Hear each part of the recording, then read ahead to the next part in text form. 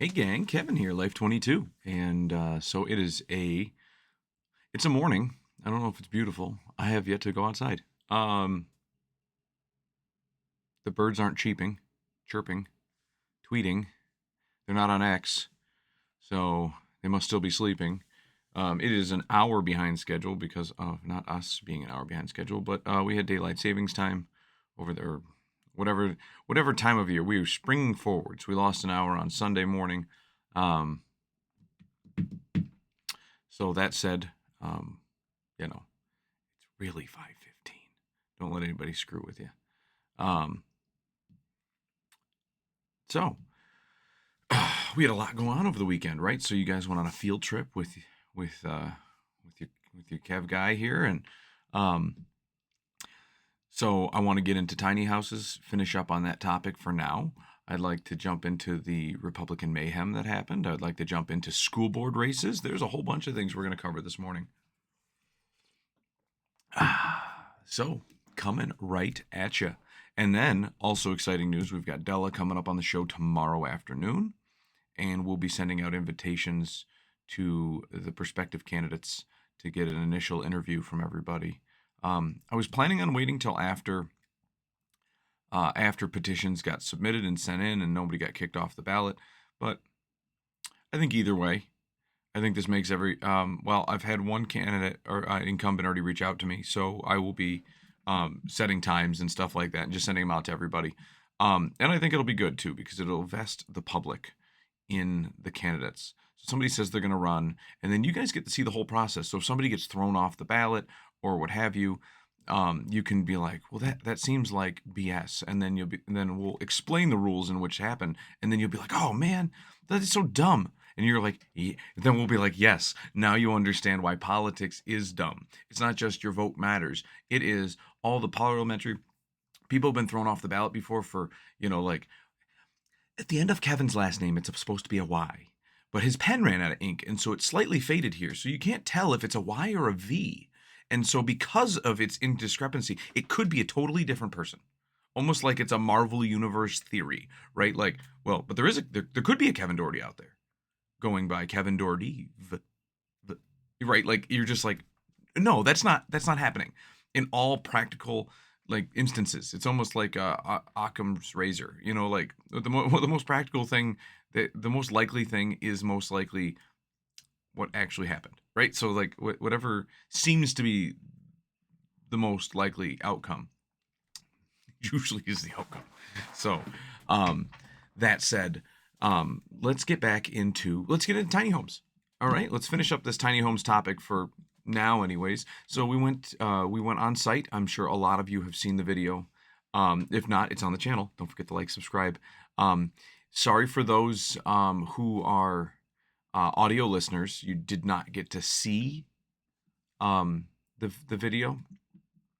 See what the tiny home looked like. Um, I know I know some of the regular commentators had opinions on it one way or another, but there could have been ways to make the structure look better. But obviously it's under construction, so um, maybe by shining some sunshine on this project, maybe it takes the owner and shows them, hey, you have to do something, right? You have to do something with this project. Um, like you have to do something to make it look better, right? Like maybe it's doing fancier trim or um, the one thing that I know that the alderman for that ward who currently sits there was griping to me about was that like there's no almost no overhang.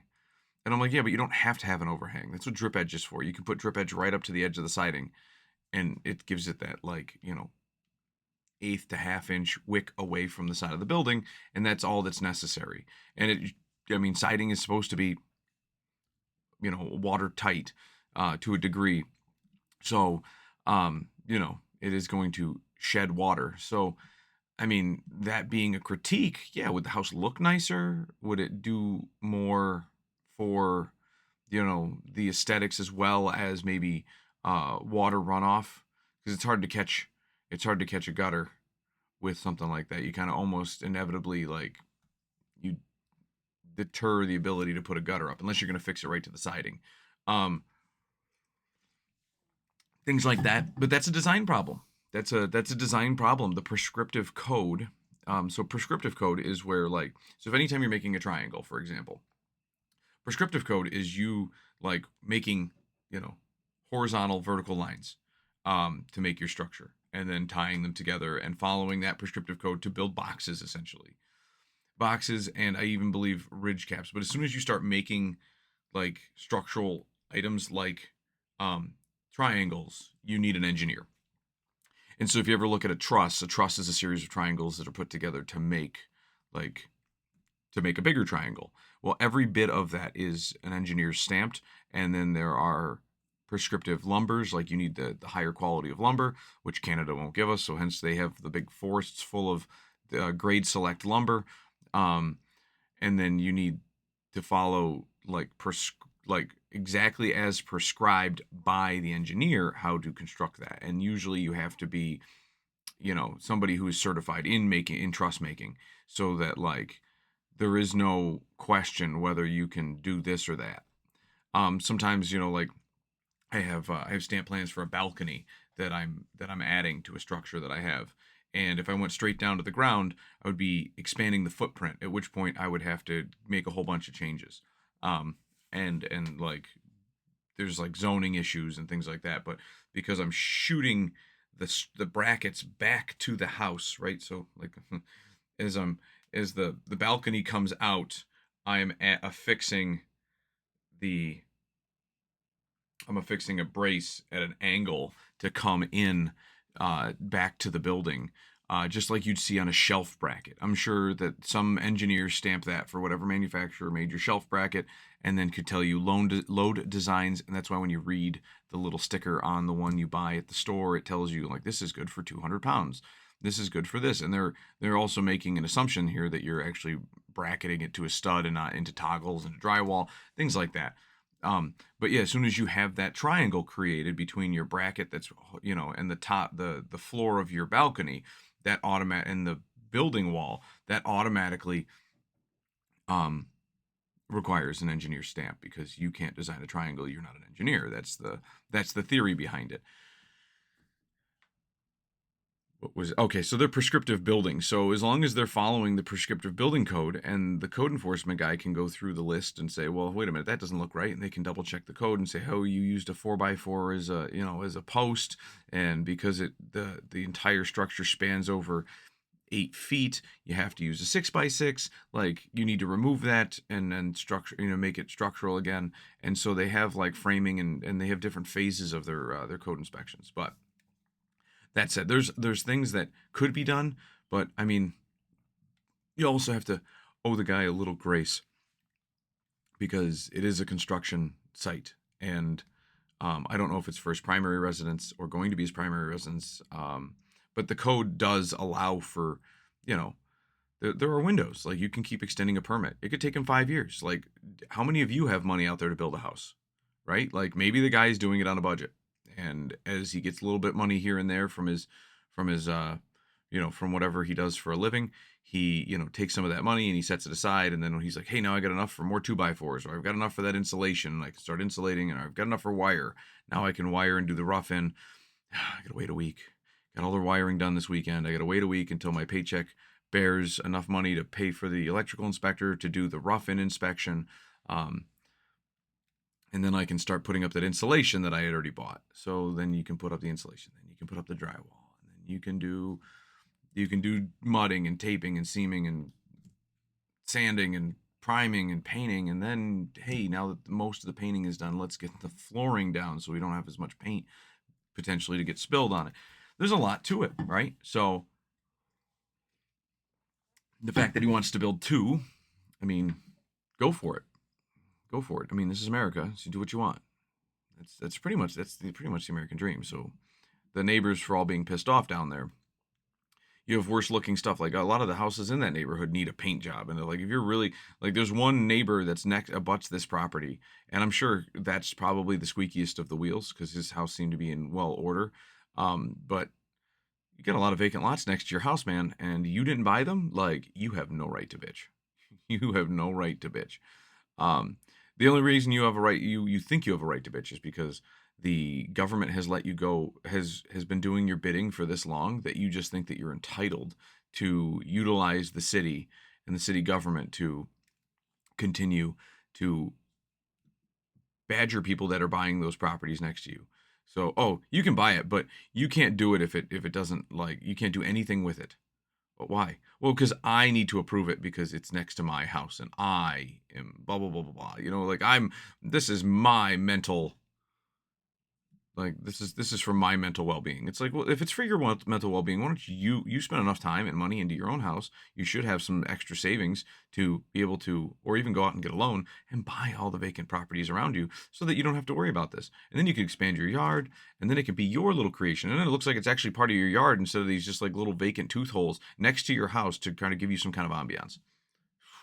Anyways, people. So we'll have more in the future on tiny homes. I'm actually building an entire um, kind of seminar and business model on this. I'm very excited about this. This entire topic has got me kind of amped up for something. So stay tuned in the future for that one. Um, and then we are going to, before we jump into the next section, I'd like to point out something to most of you who may know this or may not know this, or maybe one of you has the answer and you can give it to me. What constitutes a news station? What constitutes a newspaper? Right? What is the media and free press? Right? What is that? Right? Okay. Well, so here's my thought process. I believe to an extent it is a self-declared title, right? Like, what happened when the Olean Times Herald was founded? They just got a bunch of people together. They had a big building that said Olean Times Herald on it. Um, they had printing presses. Just because you own a printing press, does that make you a newspaper? What if nobody reads your newspaper? Because, I mean, that's really the case of the Times Herald now. And so it's like, okay, and now you don't even own a building in Olean. So you're not, like, I'm pretty sure they sold their building off. So, like, the extent that their employees own homes in the city, I mean, really is the extent of their reach in Olean. But so what makes the Olean Star different than the Olean Times Herald? Like, okay, they don't. I mean, they actually, the owners of that own property in Olean, both commercial and residential, but they don't have a printing press. Because they're an e-paper, right? So, and they're free. I mean, do you have to charge? I mean, well, I guess, what if somebody else were to start a newspaper? What is somebody else's prerogative to just say that they have no legitimacy? Like, at which point do you say that they have legitimacy? Or is it the fact that they're publishing things and people are reading them? If they just stop publishing things and let all the stories kind of trail off, and then they just had no new information on their website, would that just no longer make them a newspaper? And then in 10 years, if they pick back up, would that make them a newspaper again? There's a lot of, like, there's a lot of things like that, the definitions that humans put on things, that, like, well, I can talk to them because they're the paper, right? Like, okay, well, there's been a lot of, like, connotations lately that, well, the Only Star isn't the paper. Like, okay, how, well, they're not legacy, right? Like, oh, okay, well, so they just have to be, like, around for 50 more years in order for them to be no. I think you have a couple things at play here. I think that if you are actively writing news stories, that you should be considered a newspaper, regardless of your viewership, because that is something that grows and ebbs and flows over time. The same way that we are Olean's local news station, right? We are the Life22, baby. We talk about all sorts of topics. We talk about self-help. We talk about health and holidays. We talk about we have Kevin's rants. We have political talk. We have what's the scoop on this? We have educational things where we talk about tiny homes and educate you on topics that you might be concerned about. Sometimes they are sparked by local news and local commentary. Sometimes we talk about politics, from mayor's races to the presidential races, gubernatorial races. So I just wanted to just have this conversation. I know that it's one-sided, but I at least wanted to throw those thoughts out there to get people thinking, because there's a lot of people that are saying, well, we shouldn't listen to the Alien Star. They're not a newspaper. It's, well, they are a newspaper because they're writing news, and they're they're not a paper in regards that they are not in print. But I mean, technology has changed. There's a lot of things that aren't in print anymore. Um, so most people, I'm sure most people read the Olean Times Herald not because it's delivered to their house. So if they do read it at all, either that is a bunch of, there's a bunch of people that have passed away that just their credit cards never got canceled. And they're still like the OTH. Um, so that said, I received a call over the weekend asking me if I participated in a poll from the Republican committee. I had no idea what this was about.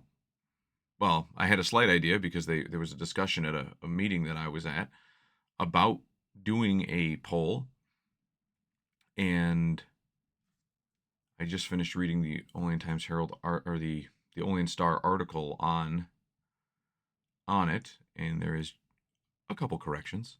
And I'm sure I'm going to get blamed for the article being written, even though I was probably one of many calls on this. I had no idea, and I delved deeper to find out that I had never received said email, at which point I drafted an email in response, and then the reporter on this article called me later to follow up, and I said, yeah, I drafted an email, and blah, blah, blah. But this reporter already had a copy of this email because he read me portions of it, which got me curious because how does he have a copy of an email for a committee I'm a part of before I do? And so that's what irked me. And then, he was discussing the bylaws of something that he was like, well, your bylaws say this and that. I'm like, I don't know what the bylaws say. I was heard that possibly two members had the bylaws, and I've yet to see them. So I'm like, so the fact that he had the bylaws is beyond me. But I'm sure I'm going to get blamed. Oh, Kevin Doherty spilled them. You watch. There's going to be some like internal grumblings. Kevin should be ousted as a member for speaking to the press, which is going to be funny because I gave him my comments on information that this person was already privy to, which not privy to me. So there was a portion here that talks about parliamentary discussions. Let's see here. Procedural mishaps run rampant in this committee. Yes, that is something that I said. And I was actually quoting myself from an email that I had sent in reply. I did not state in the meeting, this is the only critique on this article, was that I did not say that the phone call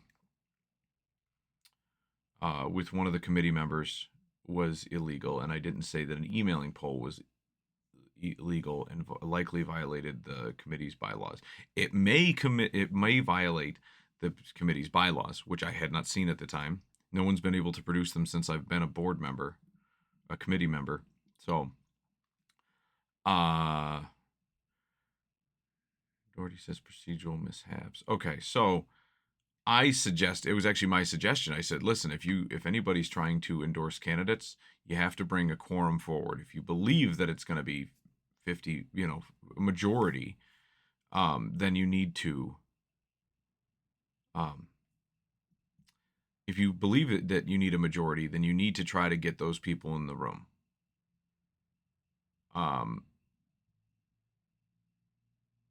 Which we hadn't even started the meeting with a quorum then in that instance. So that was another moment of contention that I had. But I said, if you're going to bring people in the room, you can do a roll call vote and then check later with somebody of a legal authority, somebody whose legal authority is knowledgeable in, political party law and whatever judicial doctrine covers this. If the person is knowledgeable in this field, check with the Board of Elections. They have a lot of information there. They most of the people there are on committees or guide committees themselves. So it is just one of those.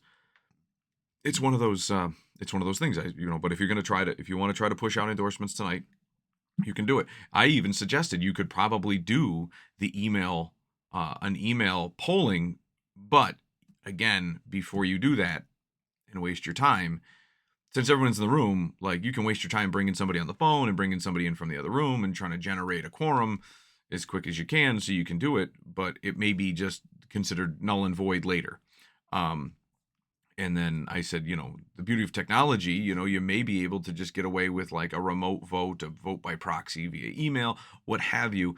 And they were like, oh, that's a great idea. And I'm like, but you need to talk to somebody that is a lawyer or somebody who understands this stuff, or get a copy of the bylaws to double check if that's legitimate. And from what I gathered is, somebody, somebody had the bylaws. So it's like, okay, or a couple people had the bylaws. Okay, well, great. Produce them so we can double check. And so, but any of that stuff could have been null and void. That was my contention, was if you want to try to do it since everybody's in the room, then do it, but it might be thrown out later. And then before you do your polling, you need to do this. And then for them just to continue to leave me off of emails, actually because of this channel, my notice of contention is that the chairperson, the chairman of the Republican committee has consistently left me off emails. That is my notice of, that is my, like, if you're going to mail them out, then mail them out to everybody. If you don't have everybody's email, then you have to mail it to those remaining people that don't have emails, or gather their emails. You don't get to say, well, I have Kevin's email, but I don't want to send it to him because he made fun of Frank Higgins on this YouTube channel. And it's like, hey, like, listen, like, bury the hatchet, lady. And my big issue with this particular committeeman and chairman is that, like, she, like, and I understand why she's angry with me, but you don't get to use your anger in a passive aggressive way in the parliament of politics, right? So, like, you have a duty as the chairman to notify all members of meetings. You don't get to just say, oh, I don't want to.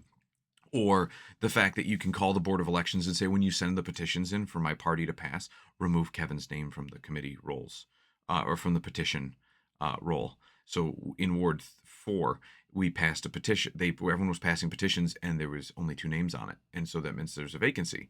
And it's like, that's bullshit. That's bullshit. I had to go call and get my own individual petitions, and I passed them myself so that I could still remain on the committee. But that kind of, like, passive aggressive bullshit. You know what's funny is Kevin Doherty will tell you everything. Anything that's on my mind, I will tell you. I'll tell you when I'm right. I'll tell you when I'm wrong. I'll tell you when I think I'm right. And if you correct me, I will admit that I was wrong. I will take it under advisement. I will remodel myself and kind of contemplate and stew, and then I'll come back to you with my determination. We can redebate. But that's honest. You know what's not honest?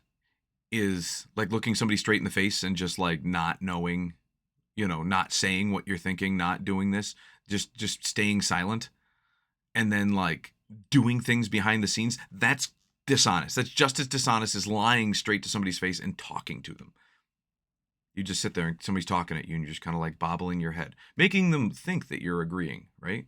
And then all of a sudden, like, behind the scenes, you're, like, telling other people, screw that guy, screw that guy, screw that guy. Because if you're too much of a pussy to tell somebody to their face on something, that's like, that's a problem.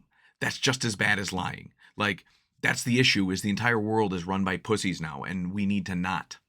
This has got me fired up. So we need to not let that's the people that run the world have to be affirmative. And if you're going to sit there and try to be the chairman of a committee, you can't just back down to stuff. And I'm sure if she's backed into a corner, she'll start swinging. But it's one of those. My other issue with her was always that her defense of Frank, right? It was always, we need Kevin, and this is what I hear behind the scenes to friends of mine and people that she talks to that are on this committee and off this committee. Kevin is not a Republican because he didn't support Frank. And Frank's great-grandfather was the governor of New York, and he was from Olean, New York, and blah, blah, blah, blah, blah. And he is a moral exemplar. Moral exemplar, a direct quote that I pulled from somebody that they said that hurt. So clearly it is hearsay, right? Not admissible in court. But when four people tell me those words came out of her mouth at different points, like, you're not a moral exemplar. Like, we need to stop holding politicians to the status of moral exemplar. There are no Jesus Christ of politicians. There can be politicians that are still human, so they're flawed, but they are very um, very good people. You can have politicians that are very good people. It is slim. It is slim. Politics are rife with corruption, and that poses a huge, poses a huge issue. But the problem is that you're not going to sit there and tell me, like, this has been one of my biggest issues, and it's not so much even Frank. It's my, like, I think I've said my piece on Frank, really. My issue is the people that are that like like the chairman here, Mary Fay. She is like so enamored with, the legacy that is the Higgins family, that it's like, listen, you want to talk about like being a traditional Republican? There's a lot of Republicans in my small county. It is like Republicans and Democrats. It's funny because I know a lot more people that are on my side of the aisle that are registered Democrat than that are registered for the Republican Party, because there's some people out there that are Republican at heart and they follow the actual, like, what the party, like, synopsis is, and then there's a lot of other people that it's just like their clique. It was the party that they, like, led to take over. And they're surrounded by all their friends and people they graduated high school with and people that they get along with, and like, even though, like, they are left of center, they're like, oh well, this is my stance on abortion. Like, okay, great. Oh, you're Republican in that regard, but every other regard you're a lib. Like, get out of here. Like, that is my notice of that is like why I'm frustrated. So, my frustration aside, these people also, so they sit there and they say, well, listen, well, we need to hold up these people because they are like true Republicans. It's like, true Republicans, like, I mean, when I think of a true Republican, I think of somebody who, is married with lots of kids, faithful, has their problems, right? We're all flawed humans, but, like, um, is a hardworking Joe, is, goes to church. These are things that, like, like, when you think of Republican, you think of those things. And, like, to say that, like, a lot of these people in town that are like politicians that are Republican are, like, it's like, man, that's not really like a stereotypical Republican. Like, they might vote this way or that way on certain Republican topics, like, pro-life and, freedom of speech and, protection for businesses and small government. And it's one of those, it's just, it drives me nuts. So it's like, don't try to ouster me from the party because I'm just holding us to a higher standard. Get out of my face. Like, that's, and then it's like, oh, she did get out of my face because she stopped sending me emails to come to these meetings, and then they tried to have me outed from the committee because I wasn't in attendance. Oh, well, Kevin doesn't show up anymore. It's like, because you don't invite him. That is a bullshit. That is a bullshit thing to do. You can't sit there and be like, well, he doesn't show up to the meetings anymore. It's like, you change the, like, aside from not changing the location, you change that, you don't tell anybody when the time is. Well, it's always usually the third Thursday. And then you come in, it's like, well, we had it the second Thursday. And it's like, there's times that I've shown up because I anticipated being there. And I'm like, you know what? I'm just going to start showing up to when we normally hold the meetings. It's like, oh, well, we hold them at 6 now. Oh, we held it the previous week, or it didn't work for us, so we did it on a Wednesday. Like, I've been standing there with nobody there, and oh, like, they had that 2 nights ago, I think. Like, you find out from a waitress. So I think those are my edits to this article. That is my contention with the local committee.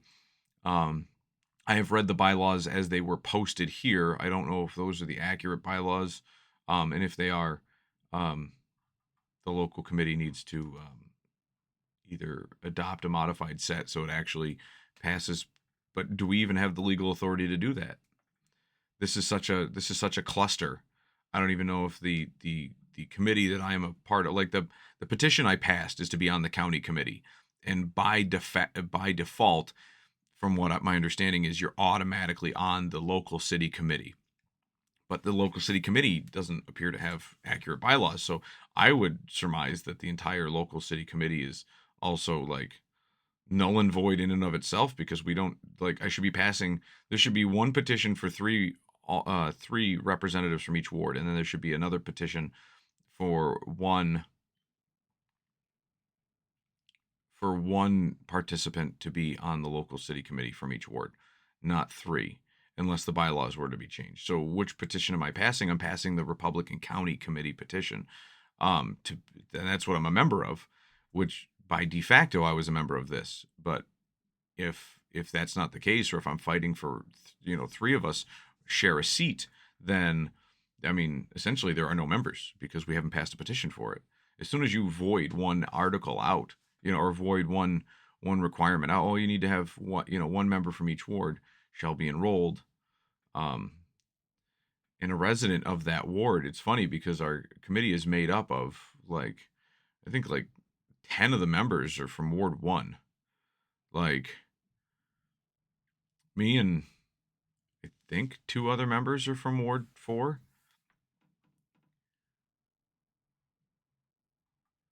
So,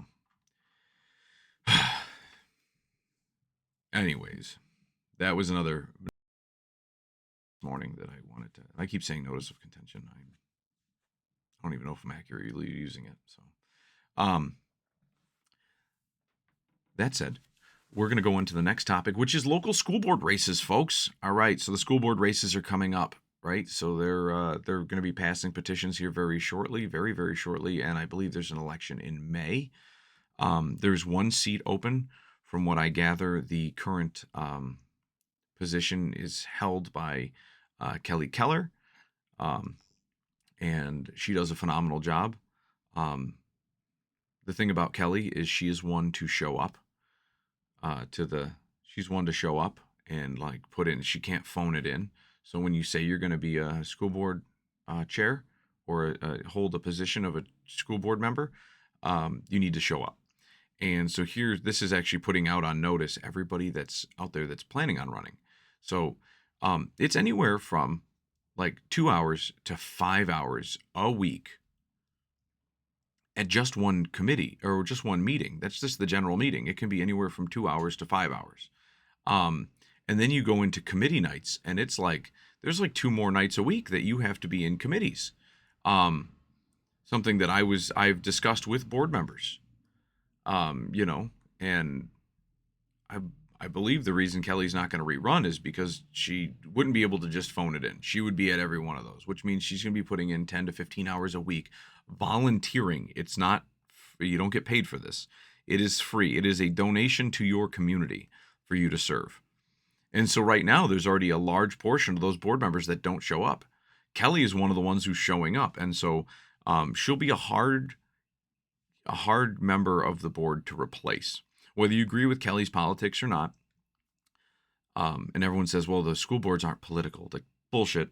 School boards are political because the people that say that don't want you and your culture to run, right? So if you're of a culture that is very Republican in nature, or your very culture is in Democratic and is a Democrat in nature, then guess what? You're going to have different ideologies and all that other stuff. And guess what? Politics is downstream from culture. So if you have a group of people that are running your school board that are all Democrats, and they say, well, it has nothing to do with our political affiliation. So it's funny because you're all Democrats for the reason that you have similar values, similar ideas, and similar cultures. So politics is downstream from culture.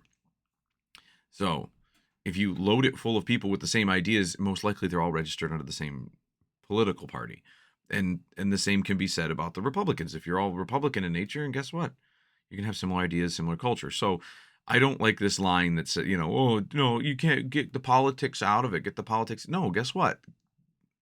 Politics is part of life, baby. And that's it. You're going to have a bunch of people that are going to argue about things that are going on at the local school level. And then here's the other thing is that you're not going to be able to change anything. Almost every one of the mandates that people go with, I want to change this, I want to change that. You're not going to be able to do it.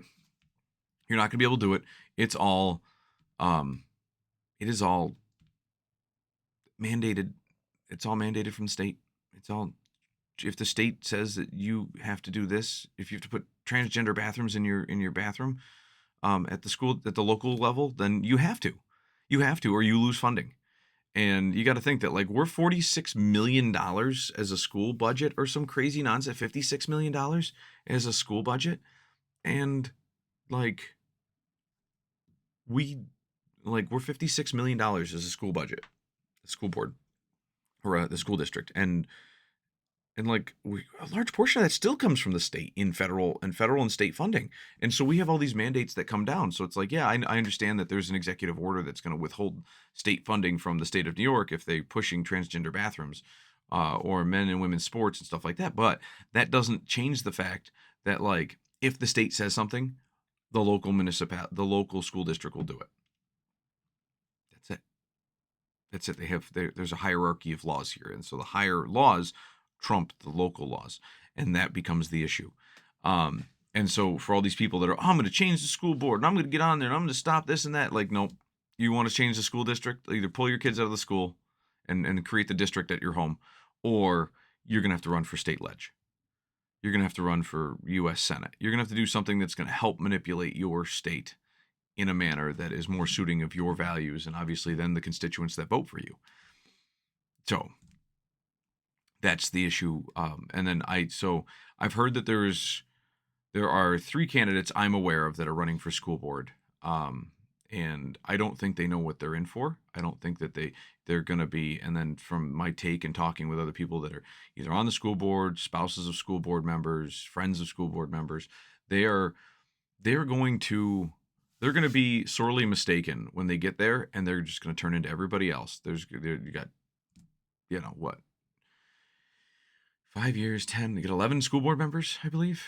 No, 9 school board members, right? Because for 4 of the years, there's 2 positions open, and then on the 5th year, there's always 1, which is this year. So 4 times 2 is 8, plus 1 is 9. So we have 9 school board members, and right now, I bet you have like 3 or 4 of them that actually show up to every meeting. And the other ones, they show up here and there as they can. It's like they don't even know what they're voting on. So it's like, and then the stuff that they're voting on is like, can be a little bit of nonsense. But it is what it is. So the 3 school board members, which I'll be reaching out to each one of them to get their take on what they're going to do as school board members, and what their expectations are, and what their platforms are. So that'll be exciting. So Kelly Keller will be sorely missed when her term is up in, I think, June. And then so you have Tracy Lynn Holstein is running, Levi Armstrong is running, and Jason DeBlasi? Ryan Jason DeBlasi. I think that was the name. Anyways, he sent me a Facebook message. There's a lot of people, so I'm going to be reaching out to each one of these individuals to see if I can get them on the show and see what their take is. If you're going to run for school board, I think people should know who we are. And I do think that people out there in TV land need to be paying attention to the school board races and going out there and voting. Nobody, like this, the lowest, you need to vote the budget, you need to vote for the school board members. There's a lot of different things that you need to vote for. And nobody, like, the lowest turnout of everything is the school board. And guess what? Or the school district's election. And then everyone's like, oh, the city's mismanaged. You want to mismanage the city. Like, Jesus, I'm pretty sure we're $19 million. We went over this the other day. We're a $19 million budget, and you have $56 million for a school district. You can run an entire city for a third of the school budget. Isn't that funny? A third of the school budget, you can run a city with police and fire and streets and parks and, facilities to house a court and facilities to do, register your dog and keep the birth certificate records and just like all these little things. We have a rec center. We have a stadium, and it's like for $19 million, $20 million a year, 1/3 of the school budget. Like, what kind of nonsense? And then you got to think that it serves I'm quoting from my favorite former alderman, but it services 12 a population of 12,000 people, 14,000 people, somewhere in that ballpark. You're serving like 1,100, 1,200 students, like one tenth of what that $19 million budget population, one tenth of them for three times the cost. So just throw it out there for numbers. Like I get that the children of the future. I get that, but like sometimes throwing money at stuff doesn't change anything. Sometimes throwing money at stuff makes it worse. So the fact that they have three times more might make them three times worse. Just Anyways, we'll be reaching out to them, getting them on the show, and again, don't forget Della Moore tomorrow afternoon. We'll be recording her, having her on the show, so you'll see that hopefully Tuesday night, Wednesday morning. You'll be having that out for you. And with that said, guys, you enjoy this hopefully beautiful warm day. It's warm comparatively to everything else that we've been dealing with, but welcome to Western New York. And this is Kevin, Life22. Like, subscribe, and tell your friends. See you next time.